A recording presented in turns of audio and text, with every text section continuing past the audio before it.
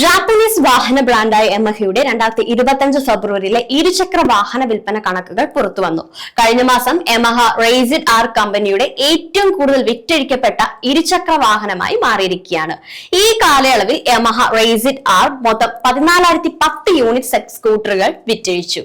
ഈ വിൽപ്പന പട്ടികയിൽ യമഹ FFEZ രണ്ടാം സ്ഥാനത്താണ്.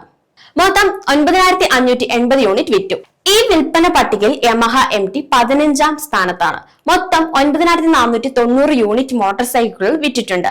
വാർഷിക അടിസ്ഥാനത്തിൽ 5.54% ഇടിവും. ഇതിനു പുറമെ ഈ വിൽപ്പന പട്ടികയിൽ യമഹ ഫാസിനോ 4ാം സ്ഥാനത്തുമായിരുന്നു.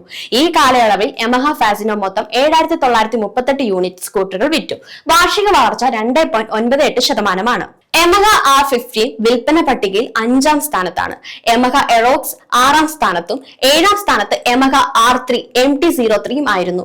ഈ രണ്ട് മോട്ടോർ സൈക്കിളുകളും കഴിഞ്ഞ മാസം 54 പുതിയ ഉപഭോക്താക്കളെ മാത്രമേ ലഭിച്ചിട്ടുള്ളൂ. ഇത് കഴിഞ്ഞ വർഷത്തെ അപേക്ഷിച്ച് 61.43% ഇടിവാണ്.